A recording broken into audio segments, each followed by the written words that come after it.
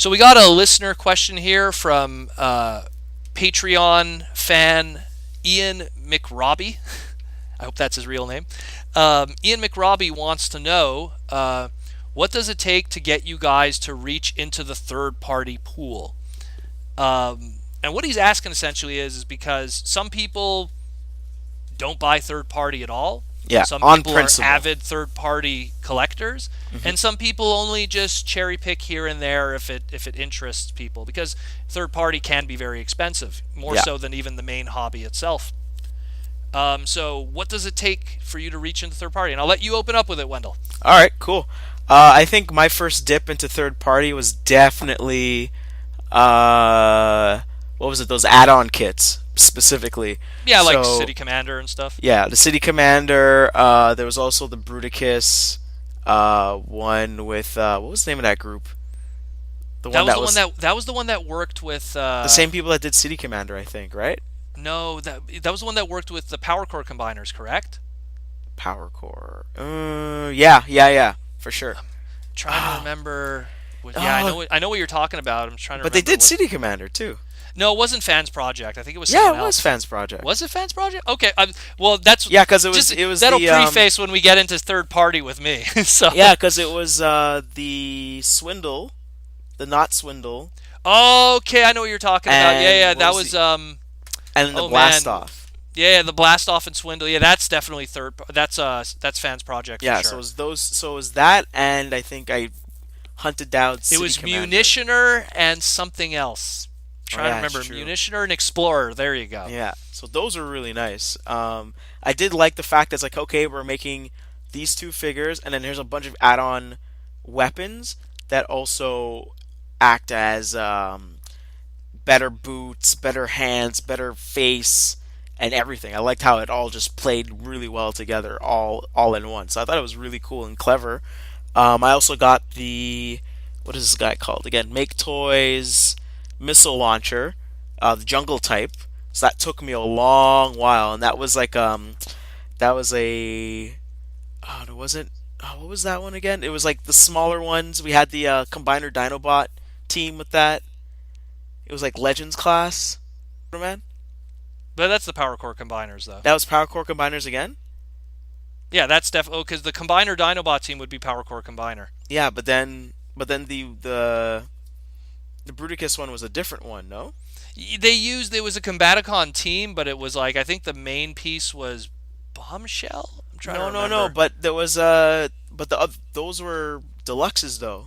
The add-on kit Ye- one was deluxes though. oh, was it? Okay. Yeah, and that was like Revenge of the Fallen. That was like the five. Oh, okay, I know what you're talking about. That was when they reissued the Energon molds. Yes, there we go. Those So ones, yeah, that's what I was they talking did about one of before. Superion. Well, it was called Superion Maximus and Yes. Bruticus Maximus. Yeah, there we go.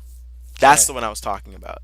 yeah, that one, yeah, that's And true. they That re- did and they have that redid had an them into upgrade kit G1 too. colors, That was basically. expensive at one point. That Yeah, that was like the hotness because there, third party wasn't that big. It was just third party went at that point was like add-ons so before they with the started making their own question, what figures. makes you reach into the third party I pool then? think it just has to speak to me. It has to be cool. It has to like I'm I guess the person that cherry picks.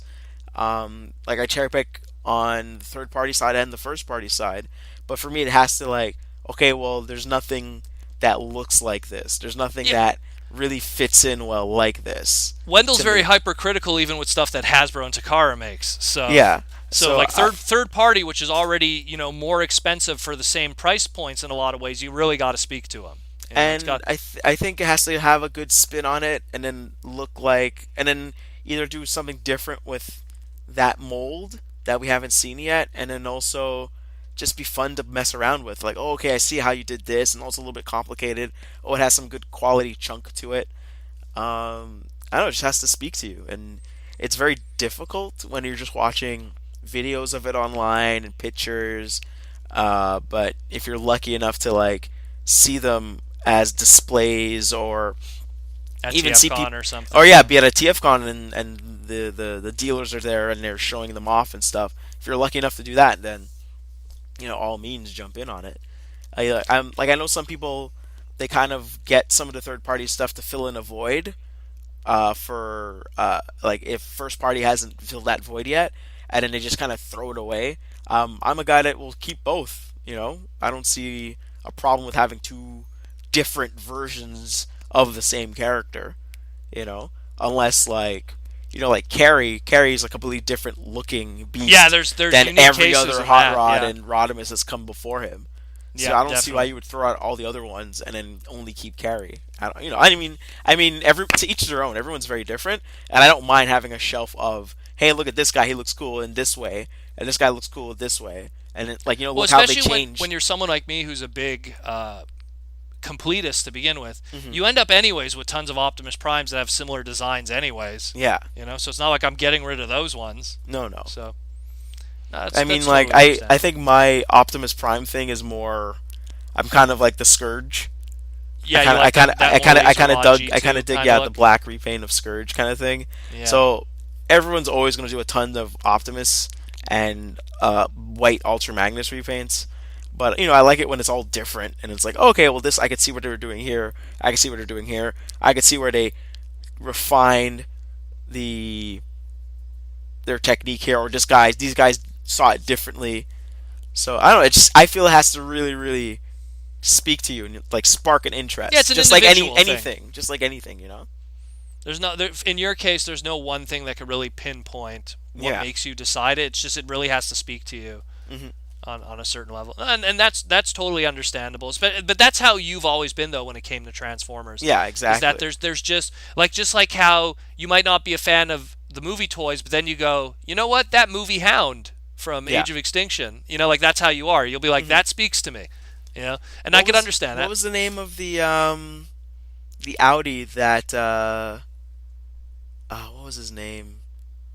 Like we first and I think it was Revenge of the Fallen. We Oh, you're first talking about see. Sideways when he was Yeah, in the yeah, like I he was remember in that Audi. toy. I thought that toy was really cool. Yeah, well, that's just it. Like, You know, there's like he shows you're up for not five big on seconds. movie toys, but there's always like one or two in the line that say like, "Hey, Wendell, you might like me." Yeah, exactly. Um, How about you? anything else you want to touch No, on? I think that's pretty much it. It's just really got to jump at me and speak to my tastes, and if I like it, I dig it, and if I get the chance to see it in person, and I feel like okay, I think this is the one. But I think for me, it's more so I like what Make Toys does. I like what Fans Project does. I usually try to stick with that ballpark. Hmm. That's what I've noticed, and that's pretty much it for my third party stuff. But mostly, I feel like now it's a lot of Make Toys, and um, They seem to be doing a lot of good stuff. yeah, They do. they're doing very good.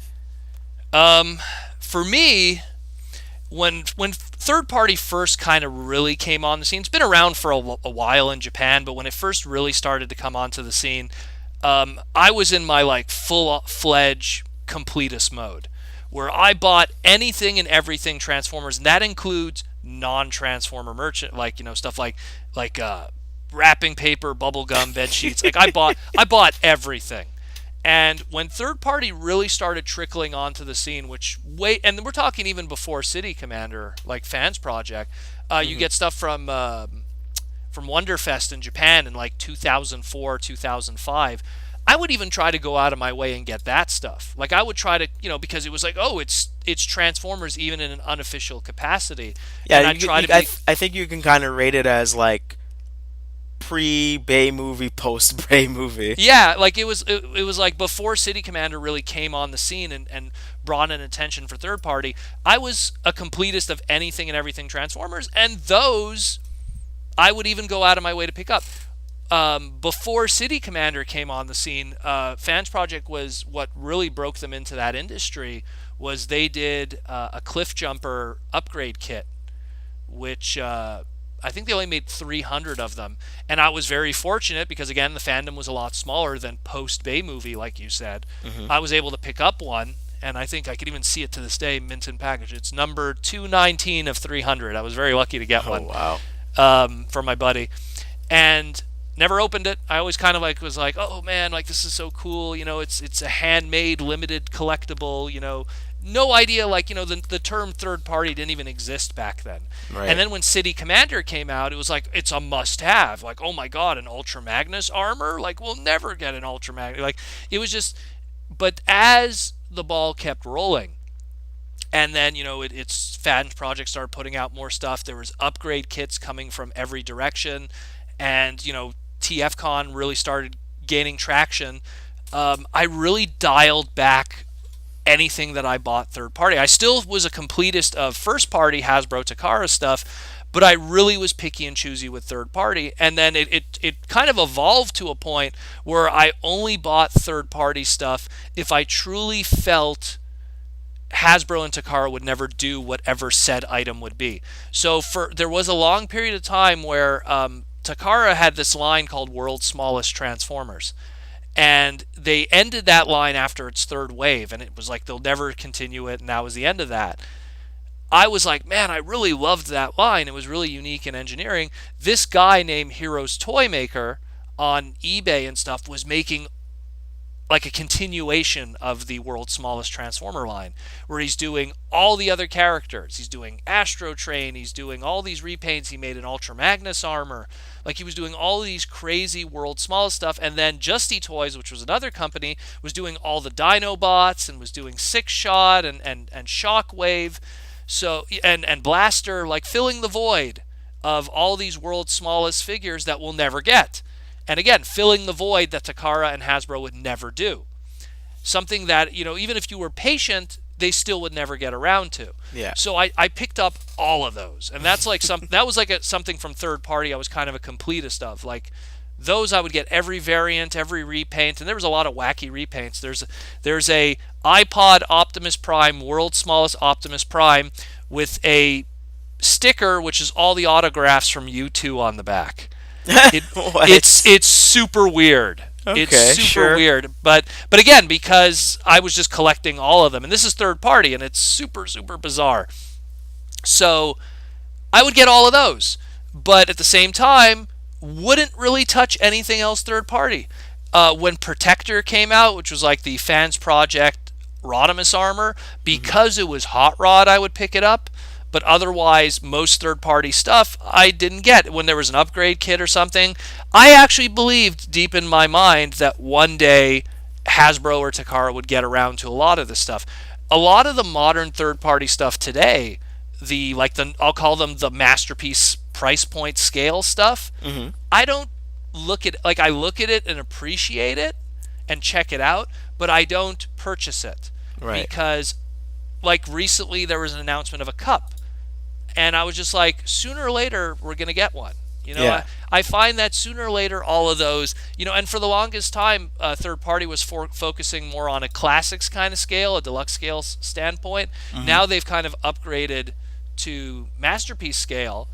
And even then, I'm just kind of like, you know what? I'm going to wait. I'm going to wait. All of these characters, sooner or later, like, you were mentioning before, Munitioner and Explorer, sooner or later, we would get our classics deluxe scale Swindle and Blastoff Slash masterpiece. Yeah, slash masterpiece. I mean, sorry.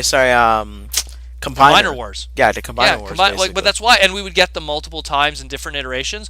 Does that cheapen the value or the interest of the original Munitioner Explorer from Fans Project? They're two different kinds of toys. Yeah. You know what I mean? And then they even like took those molds and then redid them as their own characters, kind of thing. Yeah, well, that's just it. Like, so there's I always find that it doesn't take, like, third party rarely does something that I feel completely is like makes the toy useless the second Hasbro Takara does something.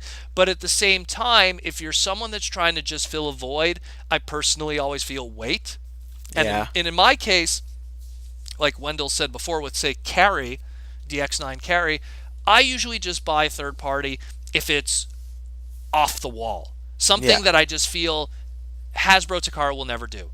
Case in point, the Mario and Luigi Bluster and Trench 2-pack, which was a TFCon exclusive in, I believe it was 2012, which Nintendo would never play a game like that. They're knee-deep with Jack Specific and Bandai and stuff. But here's their own toys, actually. Yeah, and that's just it. Here is a Transformers animated molds of Huffer and Huffer and Pipes, and it's colored as Mario and Luigi, and it looks amazing. And then another example was again, like Wendell mentioned DX9 Carry, which was based off of the Studio Ox design of Mm. Rodimus, which was done by Obari, who currently works for Plex, which is Bandai. So like that's a unique design that only he designed and did, and it's really just for the manga Rodimus. We're never really going to get a toy of that design, and we've had two masterpiece Hot Rod Rodimus toys up to this point that show that they're going for show accuracy. They're not going for manga accuracy. But I mean, this toy's amazing. And then one of the few other examples I could give too is Wonderfest, which is it's like a half license kind of convention, which is like they give a 1 day license to third party companies. They always do really off the wall stuff too. They'll do like dolls of the human characters or PVCs or garage kits. So I usually pick those up too because Transformers rarely gets figure interpretations of the human characters, Mm. and sometimes the only way you'll get anything of that is through third party. I know that there was another company in third party. I know the Chosen Prime was selling little like Daiclon sized human characters from G1, whether it be Spike and or Carly or Daniel. Um, there's I like those things, that kind of stuff. That's just it's so unique that I don't ever see Hasbro Takara ever doing it. I just look I have a very limited third party collection, but everything that I look at is something really unique. With the exception of the TFCon exclusives themselves, those I get regardless Mm-hmm. because I usually have like a hand in them somehow. But all the third party stuff that I got that wasn't related to TFCon, there's something unique about it. I have the Skeletron, which was they took BotCon Overlord or Gigatron, whatever you want to call him, and they gave him Skeletor's head. And Oh then yeah, yeah. and it was like a He-Man kind of throwback. Again, Mattel and Hasbro would never play ball together and do, but I thought that was so cool, so Mm-hmm. I got that. There was a Fans Project did this exclusive where if you donated money to the Red Cross when there was the tsunamis in Japan and stuff and the Oh East yeah. Coast, they said if you donated money, they sent you an exclusive third party exclusive, which was his name. I think the name was Lifeline or something, and Something like that. it gave you a custom bio card with your name on it, saying like thank you for donating money towards the Red Cross. Like stuff like that. That's unique stuff to me. And like there was a set of the irony. Here's one that I thought was never going to happen, and years later it did. There was a company called Iron Factory that did headmaster heads of Soundwave and Optimus Prime that worked with your G1 headmasters. And I'm like, man, they're never going to do a headmaster Optimus Prime. Well, we ate our no.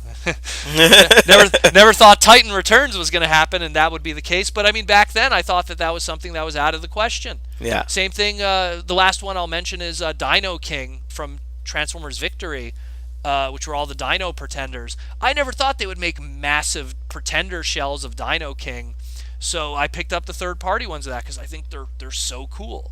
Like it's all those weird non-transforming kind of stuff that I really enjoy, or the stuff that's based off of other IPs that Hasbro doesn't own. Yeah. Like those are the really cool things that have always appealed to me. And I mean that's like the easiest way for me to get me to buy a third party thing is if you do something really off the wall. You do something really weird, it's almost guaranteed that I'll buy it. Where you could do like the most perfect, amazing, one of my like top 5 favorite Transformers is Blaster, G1 Blaster. Mm-hmm. There's been tons of third party G1 Blasters, and I've just been kind of like stepping back and waiting it out because I know that it's on the horizon, especially after our last topic. You know what I mean? Yeah, exactly. But I knew even before then. It's just a matter of time. And the reality is collecting third party is it's sometimes more expensive than just collecting first party. Yeah. You're paying for something sometimes that's a deluxe scale that's the price of a leader class. So it's not easy to go that route. And me, and same thing with Wendell Jaws D here is when you collect third party, you got to kind of be liberal because the sad truth is that even if you Gotta be buy very it, frugal. Very yeah, frugal. yeah, because if you buy it and then something comes out that makes you regret buying it, that thing declines in value heavily. The best example I always give was when Defender was created. And what Defender was was Fans Project did this third-party classics Springer, and Oh yeah, yeah, it yeah. was very popular when he came out. It was like one of those like must-have third-party pieces that everyone I knew except me picked up. But I mean, at that time for sure, we were like, they're not gonna do triple changers. Like I that's not I felt viable. I felt in my mind that they weren't going to do triple changers yet because I felt that they were always stagnated by when you do a triple changer mold, there's only so much you could repaint from it. Hmm. Rightfully so. There's only so much you could do with that. But as time progressed, Hasbro then opened up the game where, you know what, we're in the retool stuff. Yeah. And the second they started doing that, then we got our classic Springer, which then gave us our Sandstorm, and then they did a Rodimus even from that in Japan with the Transformers Cloud line. Hmm. But I mean, but even back then, I was like, you know what, Defender's cool, and I forget what he was originally. I think he was like $65 or something American, I think but so. for something that was like the in between a deluxe and a Voyager, and had diecast, which I'll give it credit. That's pretty cool, but I held back because I was like, I just kind of see it coming one day.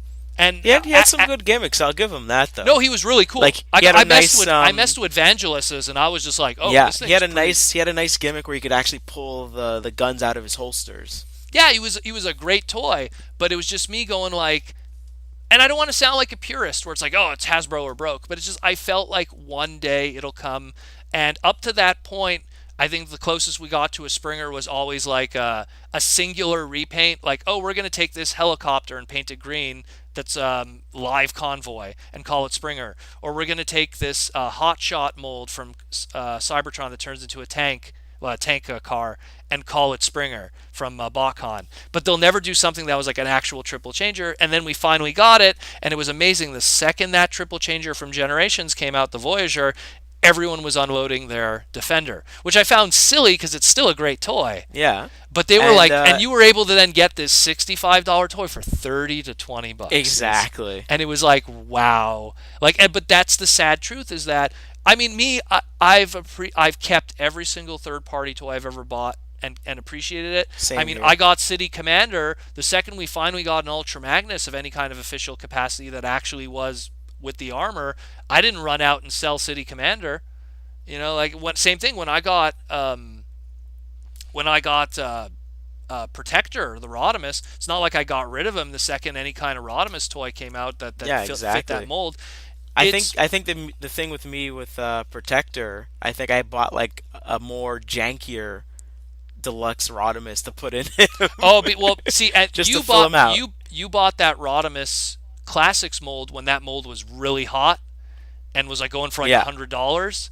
And again, the irony yeah, was, like it was $100 mold, and now like you could get them like super cheap. But back then, because of a third party mold, it made the value skyrocket. yeah, Which is it's exactly. the same thing with Well, that no, Ultra Magnus I Skywarp two think pack. the mold that I did get was the two pack with what's his name? Cyclonus.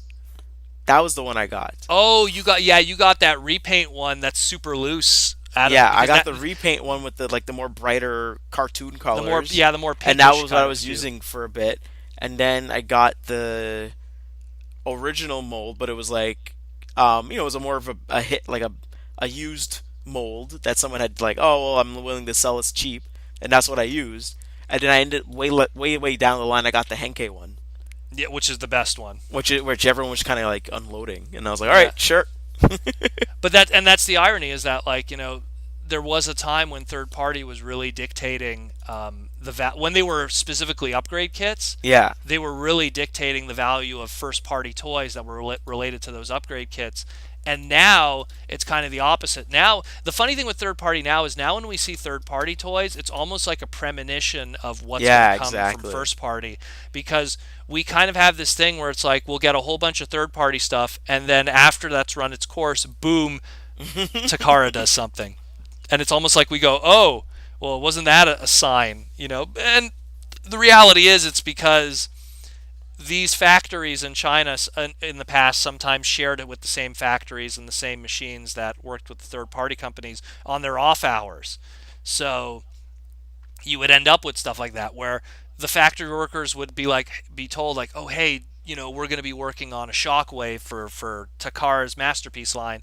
So right away, all these companies put out Quakewave, and they make their own shockwaves. Everyone spends stupid money on them, Quakewave Hmm. especially. Oh my god, like people are paying like $300, $400 at one point for him.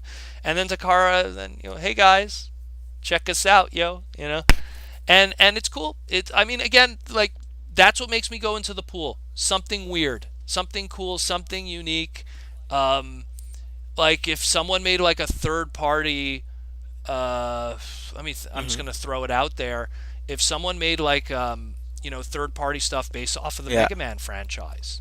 Like if they did third party stuff, like that transforming Mega Man stuff, anything that's third party. Like I'm not even a big He-Man fan, but Yeah. I bought that Skeletron, because it's just I thought that was so cool and unique, and I appreciate stuff like that because it's a double whammy of interest.